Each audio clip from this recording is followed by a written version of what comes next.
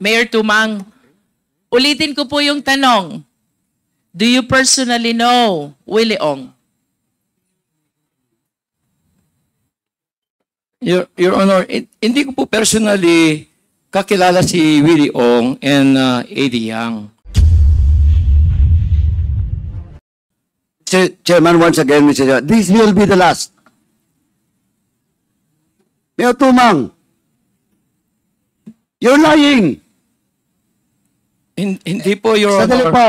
Let me finish. Please don't answer. Don't talk unless you are recognized by the chairman. Mayor Tumang, sinabi mo hindi mo kilala personally si Willie Ong at saka si Eddie Yang. Si Eddie Yang, hindi mo kilala? Nakilala ko po, Your Honor, nung pumunta po sa munisipyo, nagpakilala po sila, Your Honor. Sandali, yung sa munisipyo lang ba? Yes po, Your Honor. Di ba naimbitahan kayo doon? Sa China? Yes po, At Your Honor. kasama niyo si Eddie Yang? Yes po, Your Oh, Honor. now you're telling me that sa munisipyo lang? Nung Don't lie. You're lying.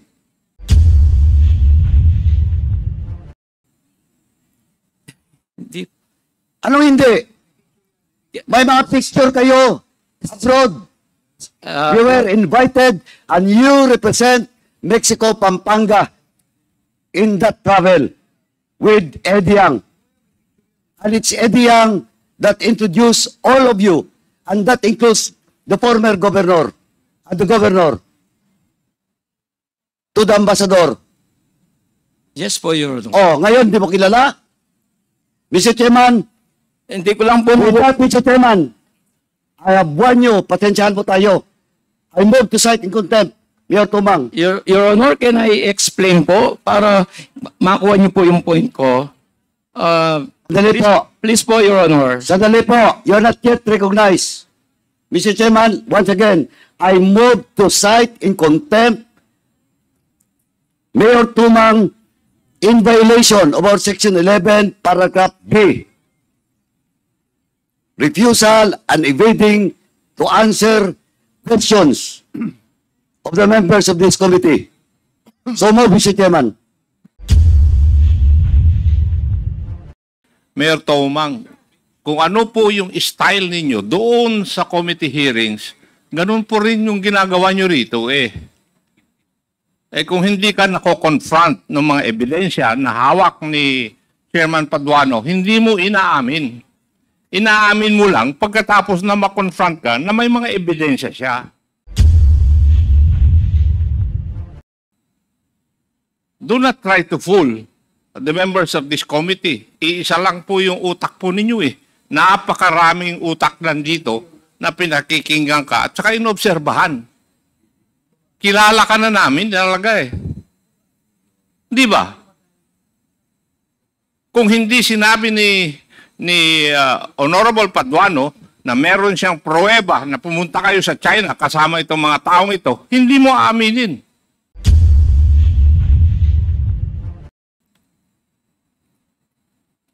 Kasi ganun din ang ginawa mo dun sa Committee on Public Accounts.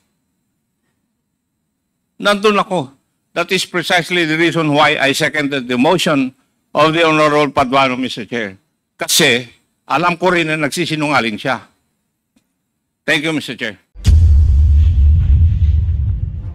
Dahil hindi kami maaawa sa inyo, dahil hindi po kayo nagsasabi ng totoo. Your Honor. But of course, let me finish. We'll be giving you a chance. Doon, pinag-usapan na po natin to ng mga maraming hearings sa public accounts. And we have a lot of evidences showing you yung pinakita namin mga pictures and even manifested by the different resource persons. And now, babaguhin ninyo inyong statement? Like how many times were you able to meet with him about acquisition of land? Ilang beses nyo na Hindi po ko po sila ma-recall, nakita? Your Honor. Would it be more than 10 times? Hindi ko na po kayang mag-elaborate po ng mga question niyo. Your Honor, masama na po yung pakiramdam ko.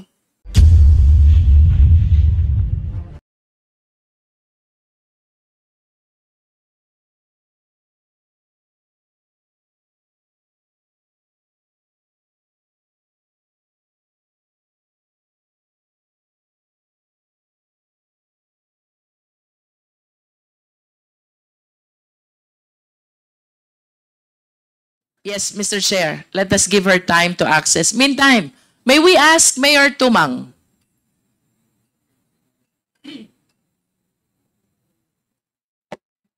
Mayor Tumang, can you please occupy the seat? Page, paki-assist mo nga si Mayor Tumang. Mr. Chair, I am trying to show to the committee how MPAR 999 is involved not only in dangerous drugs but also in the illegal acquisition of land. Without sounding repetitive, Mr. Chair, let us be reminded that the 560 kilos of shabu were found in MPAR 999, which is owned by Chinese incorporators. Among those are Willie Ong and ADT Yang. It is the same company, Empire 999, which allegedly acquired illegally 320 land holdings allegedly in Mexico, Pampanga as well. So at this point in time, since both the dangerous drugs operation and the illegal acquisition of land both happened in Mexico, Pampanga, let us ask Mayor Tumang to enlighten us kung ano pong nangyari dito, because I believe dumadaan sa munisipyo lahat ng transfer ng property. Mayor Tumang, please. Yes po, Your Honor. Mayor Tumang, when was your first assumption of office as Mayor of Mexico, Pampanga? 2004 po, Your Honor. 2004. As far as you can recall, Mayor Tumang, kailan po ba nag-umpisang mag-acquire ng property si Empire 999? Hindi ko po maibigay, hindi ko po alam yung exact year, but approximately po 2000, yung nakabalik po ang mayor, 2017. 2017. Mayor Tumang, do you personally know Willie Ong? Hindi po, Your Honor. Do you personally know ADT Yang? Hindi po, Your Honor. But Mr. Chairman, would with the indulgence of the Honorable Luistro. Yeah, okay, please proceed. Thank you, Mr. Chairman. Mayor Tumang, Yes po, Your Honor. for the information of everyone, ito kasi pong question of the drugs and the acquisition of properties ng mga foreign national form part of my reso dun sa public accounts. Kasi public accounts na lang pinagsimulan nito eh. Na it was forwarded to this Quad-C0M. But the issue about some properties, transactions of Mayor Tumang, in which, ilang beses ka naman na-dismiss, Mayor? Ilang beses ka na na-dismiss? Yung dismissal order mo? Ilan? Once lang po, Your Honor. Once ka lang na-dismiss? Yes po, Alam ko Your- dalawa. Are you telling the truth? Mayor Tumang, ganito lang po, I just want to warn you. You're under oath once again in this Quad-C0M hearing and you're being asked by Congresswoman Luistro. Please, don't lie. Your Honor, yung pong yung previous po, na-reverse po yun. And then, Yung okay. 2022. And then po, 2023, last August po, yun po yung last ko pong dismissal. Under appeal. Yes po, pending appeal po. Pending appeal. Now, Mayor, ganito lang po, you're being asked if kilala mo si Eddie Yang, kilala mo si Tuma, kilala mo si Billy Ong. I just want to tell you, we have already discussed it in the Committee on Public Accounts. And please answer the query of the members of this committee truthfully, or else I will show you the proof.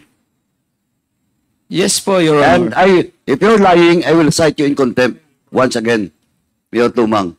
Thank you, Mr. Chairman.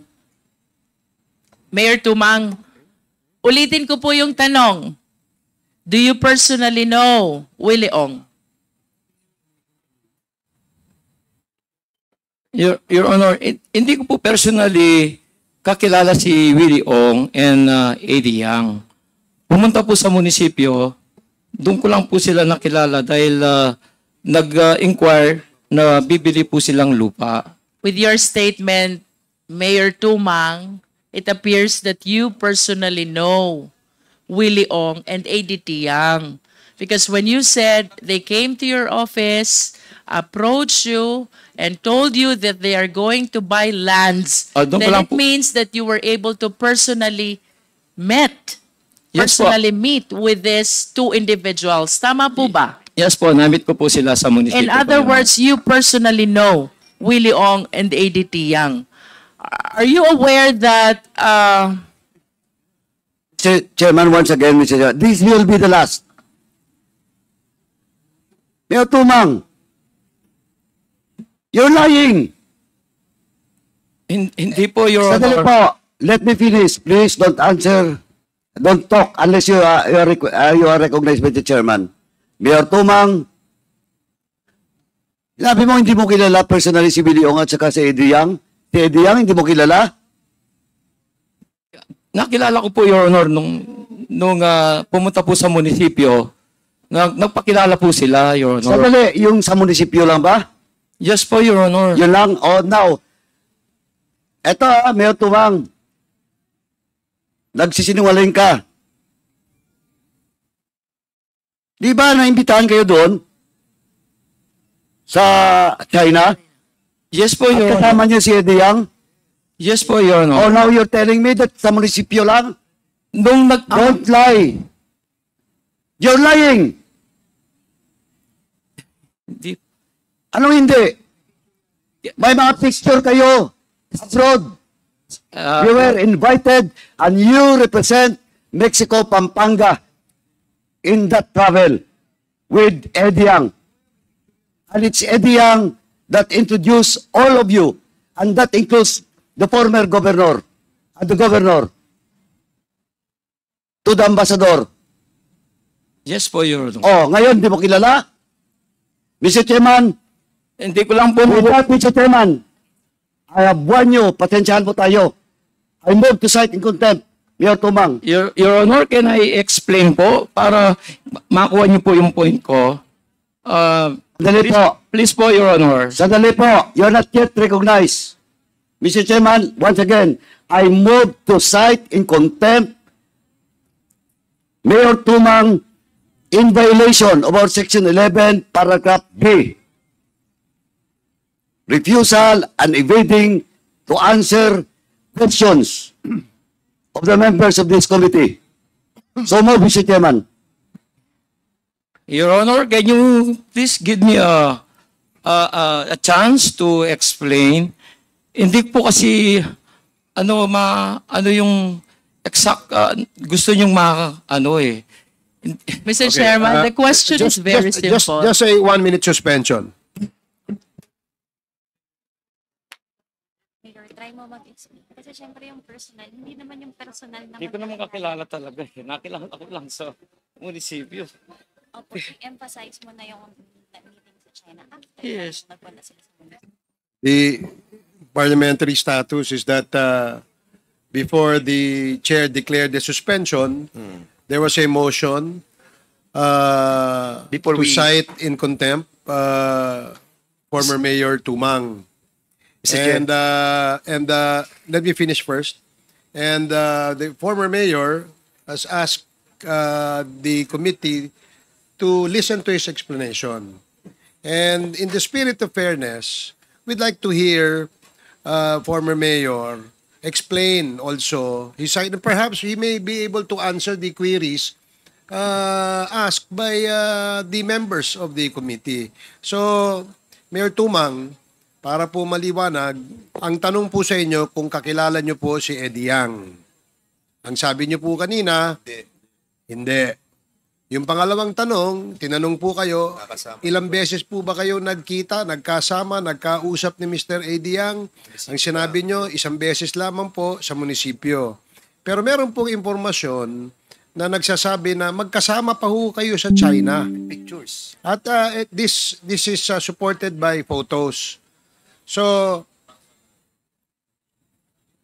bibigyan po namin kayo ng pagkakataon na sumagot dun sa katanungan ng aming mga kasamahan. Para naman po, hindi naman po kayo hindi mapagbigyan, no? Ano po ang inyong sagot sa katanungan ni Congressman Paduano at ni Congresswoman Luistro? Thank you po, Your Honor. Hindi ko na lang po sinabing once ko lang po nakita namit si Willie Ong. Si Willie Ong po twice sa munisipyo po. Si Yang po, so many times. Pero yung first namit ko po si Willie Ong and Yang sa munisipyo po. And then, pagkatapos po noon, marami na pong series na nagkita na po kami ni Yang dahil bumili po sila ng lupa. Hanggang pumunta po kami ng China, in-invite po kami doon. Doon po lang po nakilala si Yang. Ang pinupunto ko po, hindi ko po personal nakakilala po. Namit ko lang po sila sa munisipyo. Pero so many times po nakilala ko na sina Yang. Pero si Willie Ong po, twice lang po. Chairman, Yes, Congressman Paduano. ito kasi yung problema. Alam ko na. Sinabi ko na kanina, Mayor, pinagdaanan na to natin Dalawang committee, dangerous drugs at saka yung Mexico. But sabi ko nga, kaya kayo inibitahan dito, including your brother and all those research person from Mexico, Pampanga, because there is a resolution by me na yung drugs, yung drugs at saka illegal acquisition of properties of Chinese national will be forwarded to this committee. Kaya hindi ka Mayor, ganito kasing style mo Pag tinanong ka ng isa, sabihin mo, sinabi ko kanina, hindi mo personal kilala. Sabi mo sa munisipyo, now when I ask you, yung China travel, inamin mo. Now, dinagdagan mo ngayon na several times because on record, during the committee hearing, you know personally Yang and Willie Ong. Mamaya papakita ko sa iyo na magkakilala kayo ni Willie Ong. Yes po, Your Honor. Ang style mo kasi, May0R Tumang, sorry, pero ang style mo, bulok. Alam ko na yon. Pag tinanong ko isang tanong, sasagutin mo. Pag tinanong ko isa, sasagutin mo. Better you were asked if you knew personally Willie Ong and Yang. That's why pinakontempt kita. Because you lied. Dito sa harap ng mga resource persons. Di ba he's lying? Sabi niya kanina, hindi niya kilala personal. Sa munisipyo lang. Ngayon, sinabi mo na ngayon, kilala mo si Yang, you met several times. Twice lang kayo ni Willie Ong. But I will establish to you that you have transactions with Willie Ong. And you will not make transactions with a certain person, especially kung hindi mo siya kilala. And you're lying. Di pa tayo umabot doon sa proof ko. Kaya, Mr. Chairman, sabi ko nga naglulukuhan mo tayo dito. Alam mo na, kabisado na namin to. Nako, Mayor. Bigyan natin ng With that, Mr. Chairman, my motion to cite in contempt, I've already cited the violation unless there will be a second or members of this committee will vote in the negative. Hindi po ako nagsisinungaling, Your Honor. Nandito, nakikinig ng mga resource person. Hindi po ako I nagsisinungaling. challenge resource persons present in today's hearing kung totoo ba na nagsinungaling siya o hindi. Alam ko na kasi, Mayor, yung sasagot mo. Ilang beses na po tayo nagkita sa mga hearings. Kaya nga na-contempt ka rin nung nakaraan, di ba? Yung mga sagot ko po, pare-pares lang po, Your Honor. Anong parehas?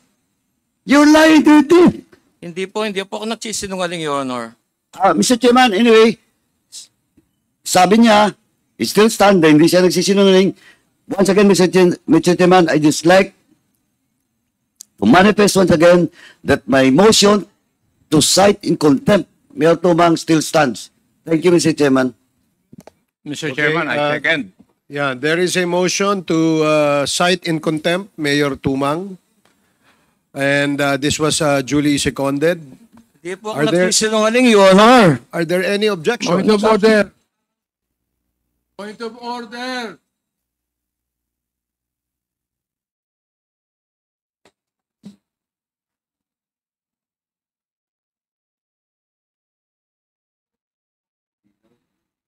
So I will reiterate the motion. There was a motion to cite in contempt former Mayor Tumang for violating Section 11, Paragraph C of the Rules of Procedure governing inquiries in aid of legislation.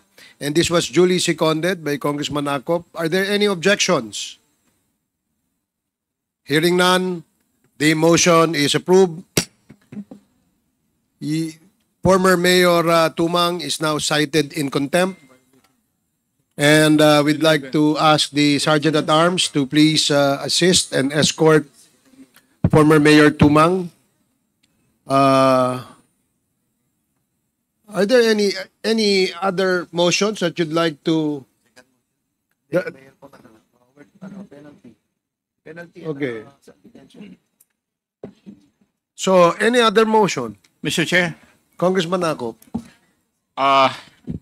before I file or I move for the second motion, please allow me to explain why I seconded the motion of the Honorable Caraps Paduano. Please proceed. You have 3 minutes, Congressman Akop. Thank you. Ako po ay membro ng Committee on Public Accounts, Vice Chairman ng Committee on Dangerous Drugs, kaya alam ko po yung istorya na sinasabi ni Honorable Paduano. Why? Kasi religiously, nag-attend po ako ng mga hearings ng public accounts at saka kwan. Mayor Tumang, kung ano po yung style ninyo doon sa committee hearings, ganun po rin yung ginagawa nyo rito eh. Kung hindi ka nako-confront ng mga ebidensya na hawak ni Chairman Paduano, hindi mo inaamin. Inaamin mo lang pagkatapos na ma-confront ka na may mga ebidensya siya. Do not try to fool the members of this committee. Iisa lang po yung utak po ninyo eh. Napakaraming utak nandito na pinakikinggan ka at saka inobserbahan. Kilala ka na namin talaga eh. Di ba? Kung hindi sinabi ni Honorable Paduano na meron siyang pruweba na pumunta kayo sa China kasama itong mga taong ito, hindi mo aaminin. Kasi ganun din ang ginawa mo dun sa Committee on Public Accounts. Nandun ako. That is precisely the reason why I seconded the motion of the Honorable Paduano, Mr. Chair. Kasi alam ko rin na nagsisinungaling siya. Thank you, Mr. Chair. Mr. Chair, Thank you, Congressman Akop. Yes, Chair. Congressman Fernandez. and I would like also to manifest that I'm also a member of the public accounts. As a matter of fact, lagi natin sinasabi to that dangerous drugs, public accounts, yung sa human rights, and my committee, we're all together. Umiikot kami sa mga issues regarding dyan sa issue ng kay Mayor Tumang, issue ng different committees. And we know, Mayor Tumang, yung mga ginawa mong pagsisinungaling ngayon. Actually, kanina, nakikinig lamang kami. Akala namin, nasasabihin mo yung mga totoo. When you were mentioning about yung hindi mo kilala, medyo parang nagkatingin na kami dito. Parang may saliwa itong sinasabi. It's hard, no? Sana wag po kayo magpaawa, no? Dahil hindi kami maawa sa inyo, dahil hindi po kayo nagsasabi ng totoo. Your Honor. But of course, let me finish. We'll be giving you a chance. Doon, pinag-usapan na po natin to ng mga maraming hearings sa public accounts. And we have a lot of evidences showing you yung pinakita namin mga pictures and even manifested by the different resource persons. And now, babaguhin ninyo inyong statement? And that's the reason why hindi ko na po matiis. Kanina, I was trying to ask Chairman Paduano to reconsider and to withdraw and give you another chance. Pero still, you're trying to lie dito sa committee ito. We elevated your issue on this Quad-C0M para sabihin mo yung mga sinabi mo doon at i-manifest mo dito. But unfortunately, hindi mo po ginagawa. Yun lamang po, Mr. Chairman. Okay, salamat, Congressman Fernandez. So, before we took a short break, the chair recognized Congresswoman Luistro, and at the moment, she still has the floor. So, you can proceed now, Congresswoman Luistro.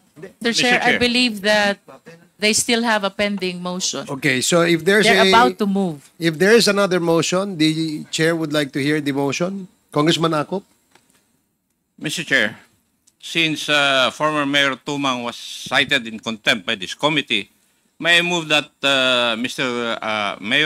former Mayor Tumang be meted the penalty of being confined dito po sa premises of the House for the period until the committee report of this Quad Committee is finished.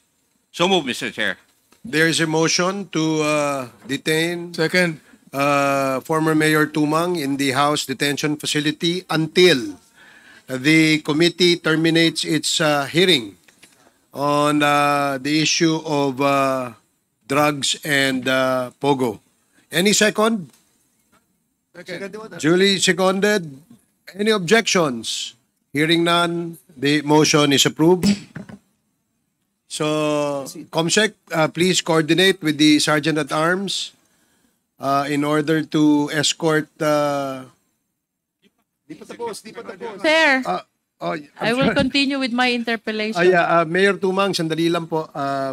I'm sorry, I'm a bit, pwede po bang, so, there's still questions that will be asked by Congresswoman Luistro. So, mari po bang umupo ho muna kayo, Mayor Tumang, nang sa ganun mapagpatuloy yung pagtatanong ni Congresswoman Luistro. Congresswoman Luistro, you have the floor. Mr. Chair, Mayor Tumang, kailan po yung una kayong pinuntahan sa munisipyo ni Willie Ong at ni ADT Yang?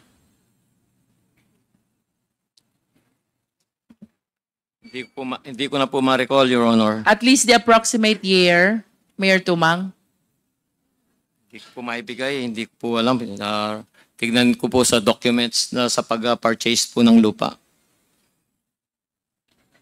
You cannot give even the approximate year or at least your term? Yan po ba ay during your first term, second term, or third term? I think if you will make reference about your term in office, you'll be able to come up with an approximate year. Probably po, siguro po second term.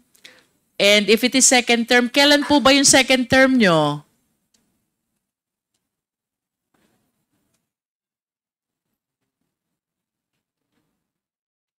Is it 2019 or 2016?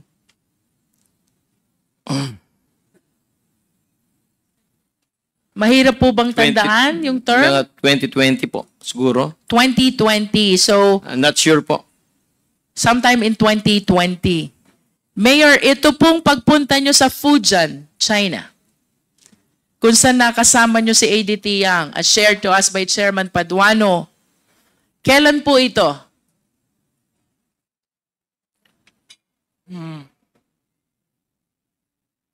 Is it during your first term or second term? Siguro po first term. First term. Paano po mangyayaring first term yon? Eh kung yung first time na pinuntahan kayo sa munisipyo is 2020, second term, ibig sabihin hindi nyo pa kilala. Si Willie Ong po yung 2020. Willie Ong first visited you in the Municipal Hall 2020. Yes po, si AD Ang po yung kasama namin pumunta po ng China. First term. So this is 2016 to 2019. Siguro po 2018 ganun. 2018. 17 or 18. When did you actually met for the first time ADT Yang? Kailan niyo po siya unang nakilala? Approximately po, siguro to 2018 or 2017 po. Ganyan. 2017. Bago po kayo nagpunta ng Fujian, China, along with ADT Yang and the other Chinese nationals, where you executed a contract with the mayor of Zhangzhou, Fujian, ilang beses nyo na po na-meet at nakausap si ADT Yang?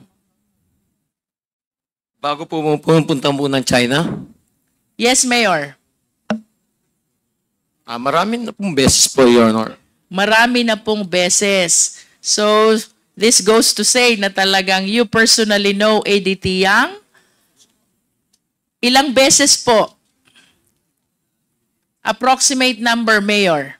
Hindi ko po maalala po. The reason why I am asking this question, Mayor Tumang, because I find it strange na sasama kayo sa Fujian, China, along with the Chinese nationals, if you do not personally know and you do not personally trust ADT Yang. Gaano nyo po kakilala si ADT Yang para sumama kayo sa Fujian, China, where you executed a contract with Zhangzhou, with Mayor Wang of Zhangzhou, Fujian? In-invite po kami, hindi lang po ako kasama po yung mga konsyal nun. Tama pa po yung former Vice Mayor po, si Jonathan Pangan. I understand, Mayor. Can you please enlighten us? What is this two countries twin park project all about? Sorry po, Your Honor. Ano po itong two countries twin park project which you executed with the mayor of Zhangzhou, Fujian, when you were with ADT Yang? Wala pong, hindi po makuha yung, wala po kami project na, nin-invite lang po kami doon, pinakita po yung waste to energy. Ano po yon, Mayor? In-invite po kami doon para pakita lang po yung waste to energy. What was shown to you is a waste to energy Yes po, Your Honor. project. Yes po, Your But Honor. you belie having executed this two countries twin park project. Ganun po ba? Wala po akong, in-invite po kami doon dahil gusto po nilang mag-invest ng waste to energy doon po sa Mexico. Kaya Sa Mexico, Pampanga. Pinakita po sa amin yung waste to energy doon sa China po. Okay. So, natuloy po ba itong waste to energy project sa Mexico, Pampanga? Sorry po, Your Honor. Natuloy po ba itong waste to energy Hindi project po, Your in Honor. Mexico, Pampanga? Hindi po, So, Your Honor. ibig sabihin po, yung pagkabisita nyo sa Fujian, China, it did not materialize to any project in Mexico, Pampanga? Is that what you wanted to say? Hindi po, Your Honor. Wala pong nag-materialize. But since the reason why you visited Fujian, China is because of the invitation of ADT Yang, can you please enlighten us more? Ano ho ba yung sinasabi nyong maraming beses nyo na siyang na-meet at nakasama, even before this trip to Zhangzhou, Fujian? Nung pong nagtatanong silang mga binibili nilang lupa. Yun lang. Like how many times were you able to meet with him about acquisition of land? Ilang beses nyo na Hindi po ko po sila ma-recall, nakita? Your Honor. Would it be more than 10 times? Hindi ko na po kayang mag-elaborate po ng mga question niyo, Your Honor. Masama na po yung pakiramdam ko. Mr. Chair, the resource person is manifesting that he's not feeling well. Okay, may we ask the House Doctor to please check on 1-minute suspension. Pakibigyan nyo nga ng tubig muna si Mayor.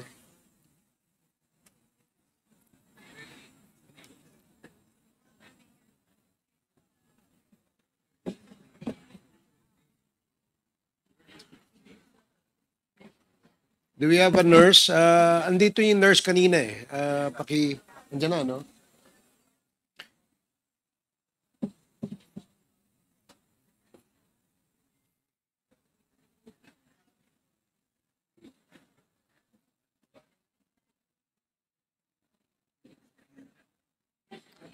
Nakakain na po ba kayo, Mayor?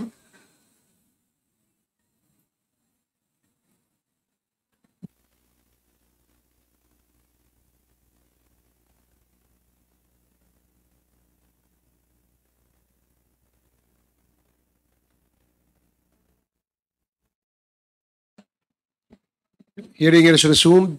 So in the meantime, habang nagpapahinga si former Mayor Tumang, we can proceed with the other resource persons. Congresswoman Jinkri, if you're ready, you can ask other resource persons. Yes, Mr. Chair. Please proceed. I wish to go back to the LRA. Have we checked the email? Yes, Your Honor. Can you please enlighten the committee? Kailan po nag-umpisang mag-acquire illegally ng property ang Empire 999 owned by Chinese nationals Willie Ong and ADT Yang at Mexico, Pampanga? It appears from our records, Your Honor, that the earliest title issued to Empire 999 was in 2016. 2016. And I believe that in 2016, the mayor is May0R Tumang. And can you please enlighten us, ilan po ba ang nai-transfer na lupa sa Empire 999?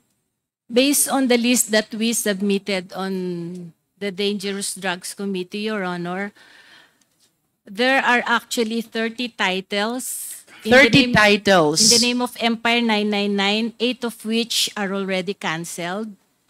May we know the reason for the cancellation? We do not have the exact information right now, Your Honor. When did the cancellation happen? Kailan po nangyari yung cancellation ng 8 titles? Various years, Your Honor, but the earliest was in 2016, referring to property in Cabanatuan. Would it be because they transferred it to another party, the reason for the cancellation?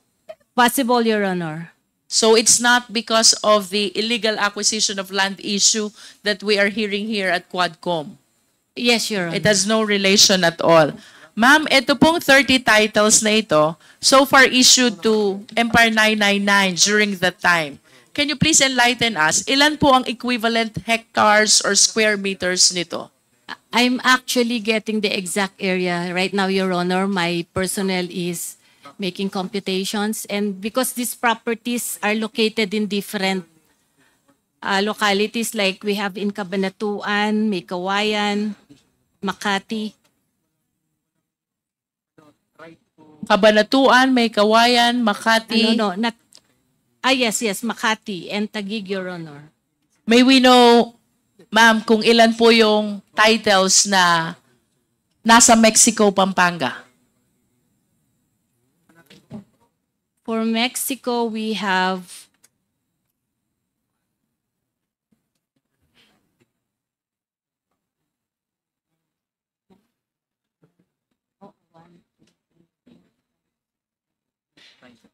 We have 9 titles, Your Honor. 9 titles for Mexico, Pampanga. Yes, Your Honor. And out of those 9 titles, kindly come up with the equivalent number of hectares or square meters for the 9 titles in Mexico, Pampanga. yes, Your Honor, we will provide it. And that is from 2016 onwards. Yes, Your Honor. But And I that can, is during the time of May0R Tumang. yes, but I can only guarantee the exact area that we can provide respecting only those properties situated in Mexico, Pampanga, Your Honor. For the rest, we will try to coordinate so that we will submit the exact area respecting these properties. Mr. Chair, I wish to stress that May0R Tumang knowingly supported the illegal acquisition of land by ADT Yang, Willie Ong, Empire 999 in Mexico, Pampanga, sometime in 2016 onwards. This is on the basis of the fact, Mr. Chair, that they went to Fujian, China in 2017 when he had a prior number of encounters already with ADT Yang, which I believe provided him ample information that he is indeed a Chinese national, Mr. Chair. Sa kabila po ng maliwanag na kaalaman sa part ni ADT Yang, ni May0R Tumang, back in 2017, nung unang nagpunta siya sa Fujian, China, along with ADT Yang, plus the fact na maraming beses na rin niya itong nakasama even before the travel. he supported the acquisition of land by Empire 999, equivalent to 9 titles in Mexico, Pampanga. And in addition to this, Mr. Chair, having known the fact that ADT Yang is indeed a Chinese national, let us likewise consider the fact na ito pong warehouse na pag-aari ng Empire 999 used to be owned by the brother of ADT Yang by the name Architect Alex Tumang. So, Mr. Chair, I think with the consequence of events, nakilala ni Mayor Tumang si ADT Yang 2017, and then 2016 onwards, nagkaroon ng illegal acquisition of land ang Empire 999 equivalent to 8 titles in Mexico, Pampanga. And I wish to submit, Mr. Chair, na lahat po ng transfer ng tax declaration at the very least ay nalalaman po ng mayor or the local chief executive. And plus the fact na ang mismong warehouse na pag-aari ng Empire 999 ay nabili sa mismong kapatid ni Mayor Tumang. I believe, Mr. Chair, that we have sufficient basis to believe that Mayor Tumang is implicated in the illegal acquisition of land, and at least we can consider him a person of interest with respect to the violation of Dangerous Drugs Act, where shipment was found in Empire 999 sometime in September 24, 2023, Mr. Chair. Having said all this, Mr. Chair, I wish to go to AMLA. Considering all this information, AMLA, tayo po ba ay mayroon ng na-isyong freeze order with respect to Empire 999, its incorporators, including the former mayor of Mexico, Pampanga?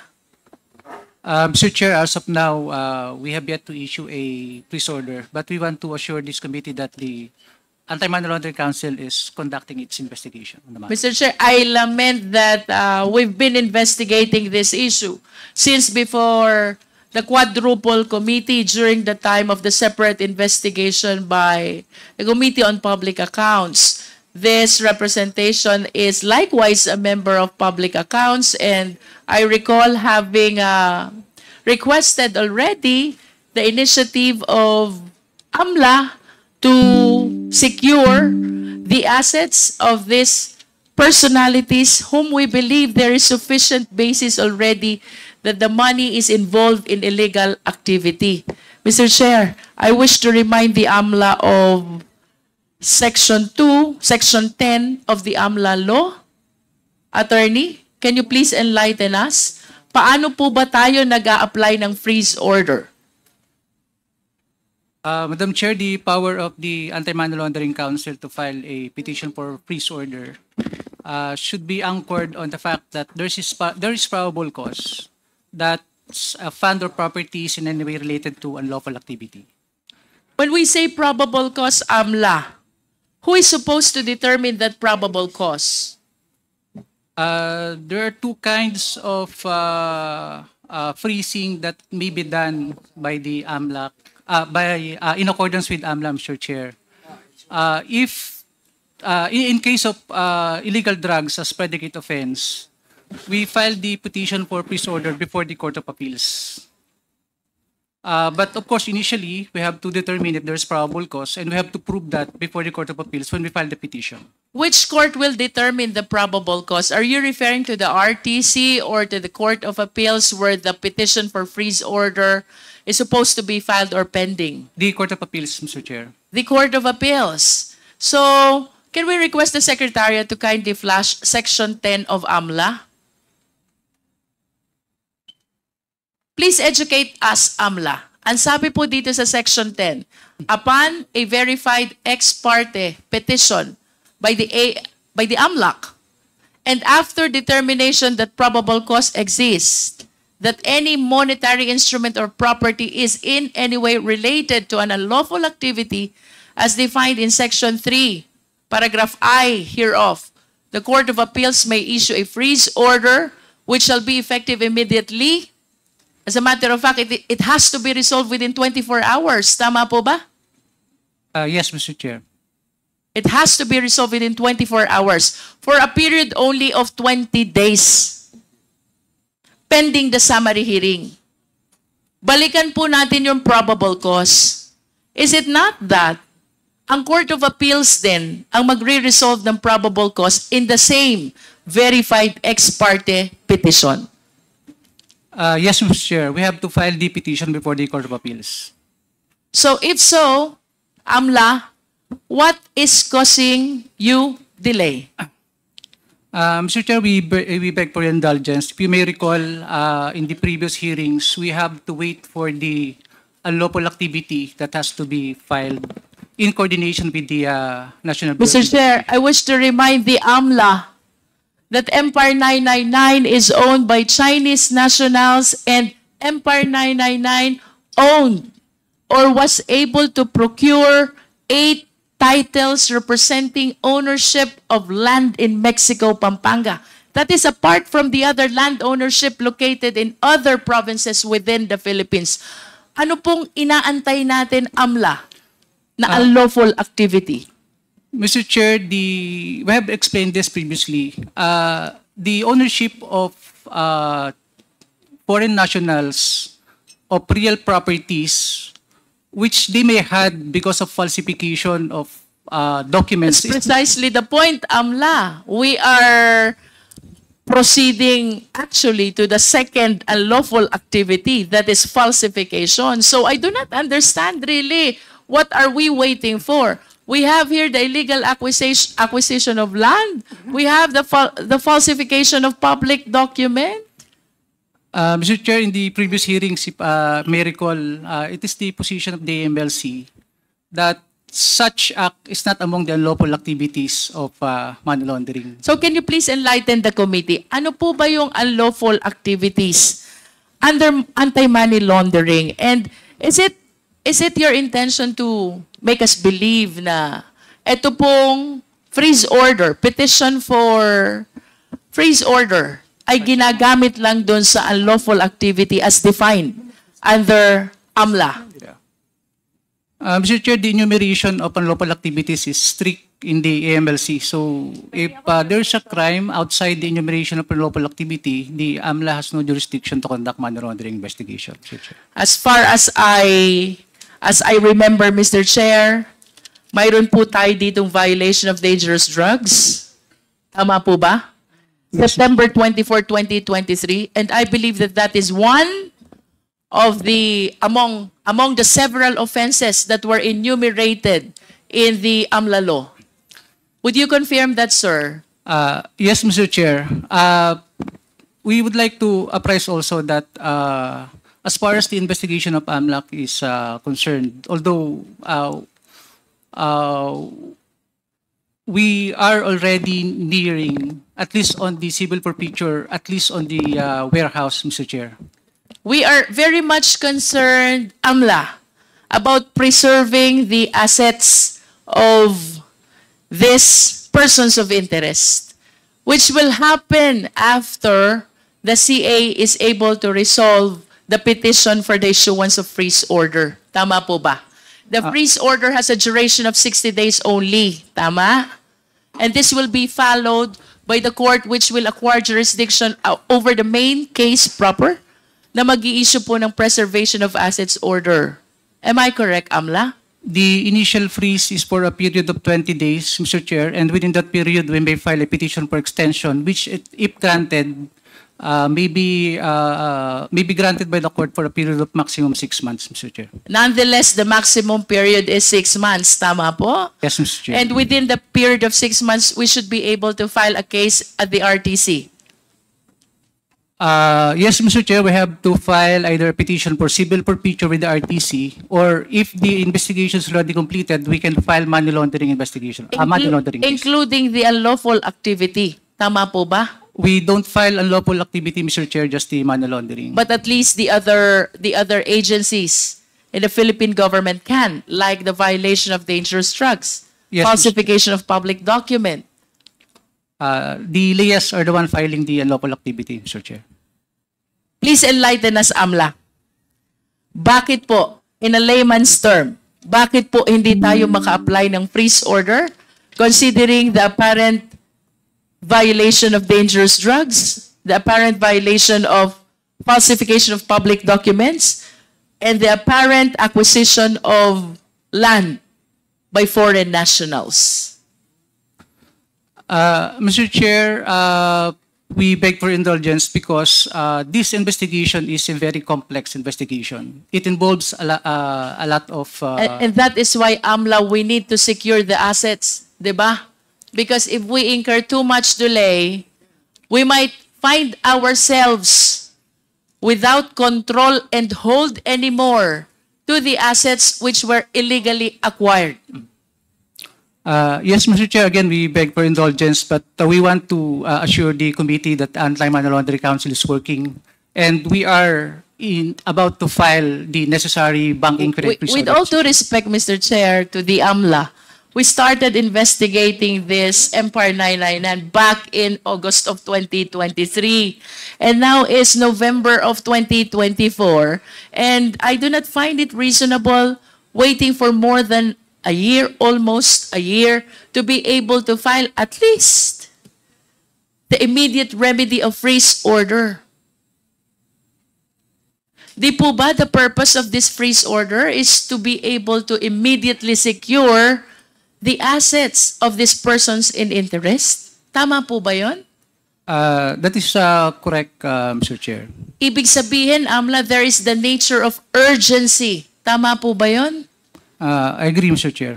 And I do not believe that we're still responding to that nature of urgency, having waited for until November 2024 when we started the investigation in August of 2023.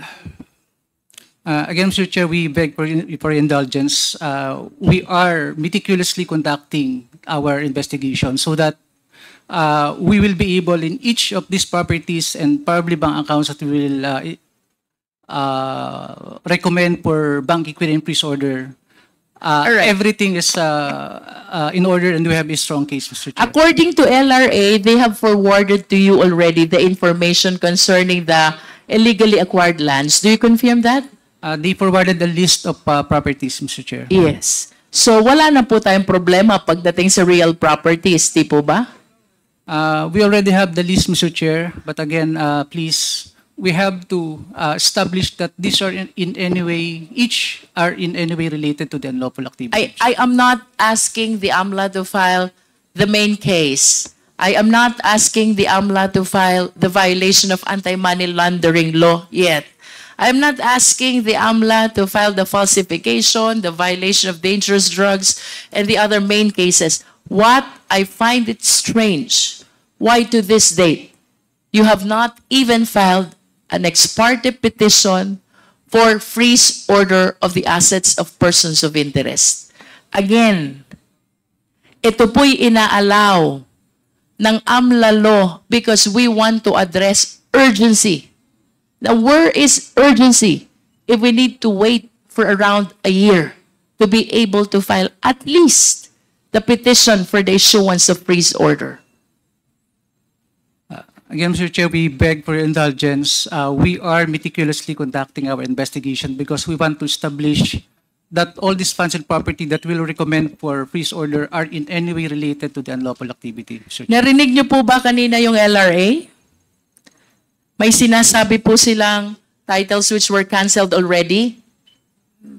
Are you not alarmed? Baka po by the time mag-file kayo ng ex parte petition, wala kayong abutang lupa because all the titles of Empire 999 have been canceled by the LRA already.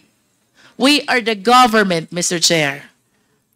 And I believe we have all the necessary remedies to secure all these assets which were used illegally or at least illegally acquired by these Chinese nationals. Mr. Chair, can we ask the AMLA when they intend to file the petition for freeze order?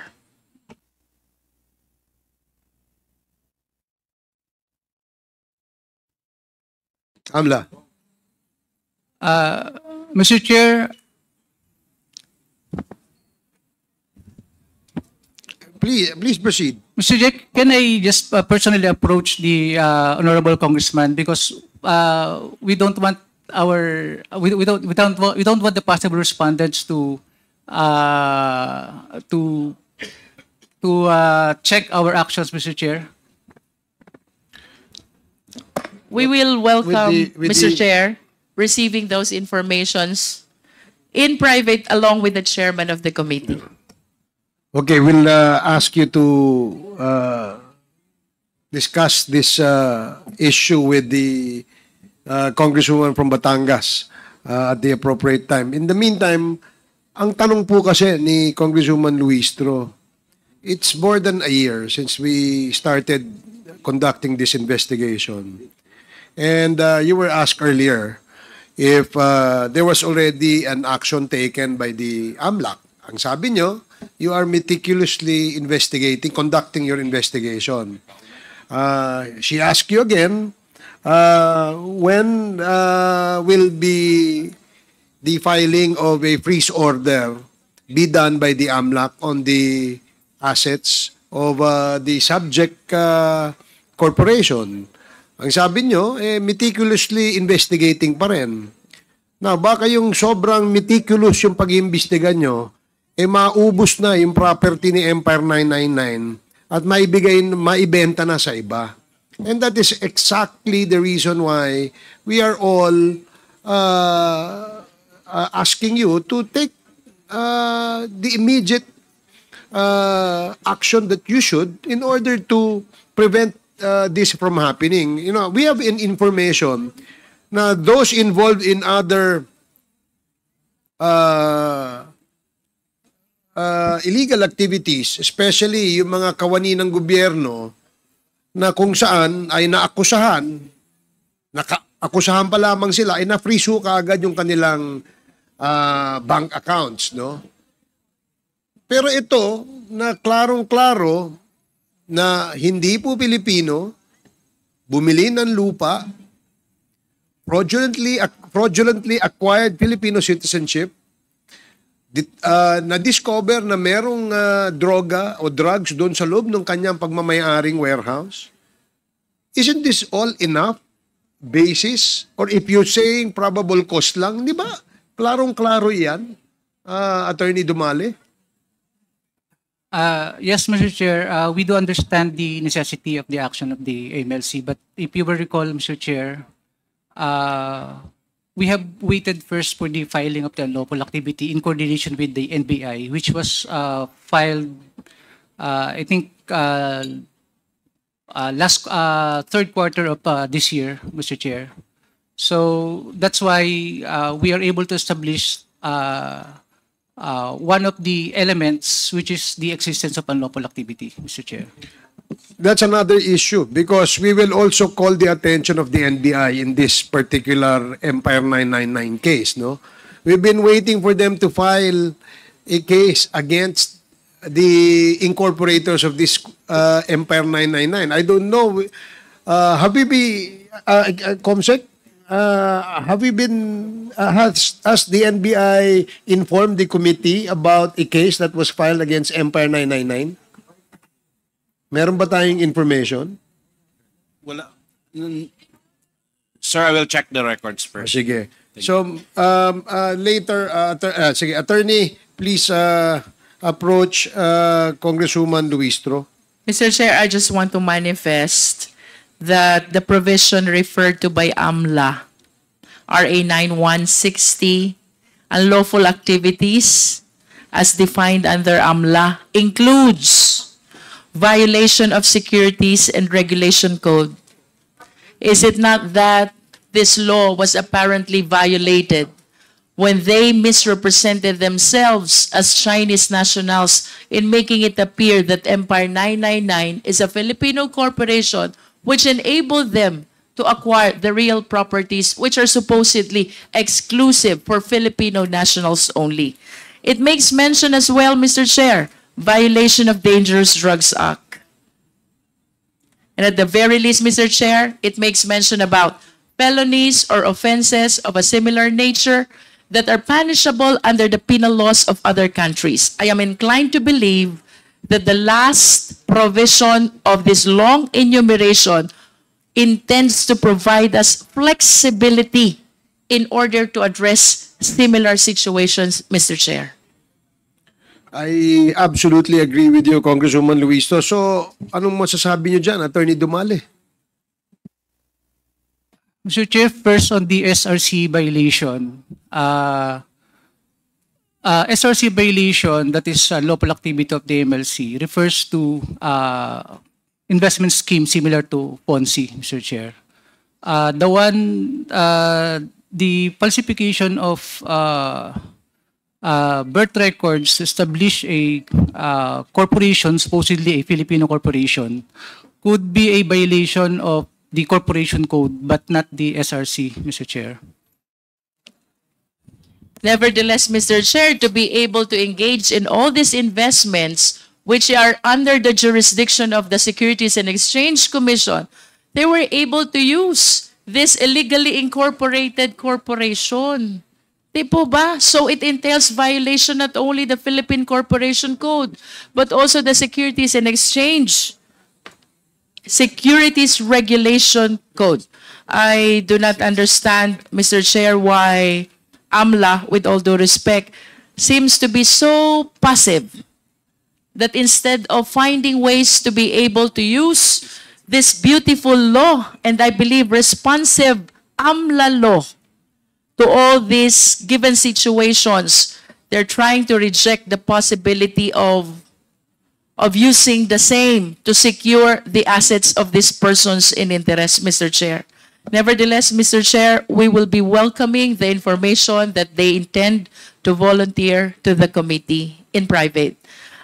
Meantime, Mr. Chair, due to the interest of time and to give time to my fellow members, I will be yielding to the other members of the committee. Okay. Thank you, Congresswoman Luis.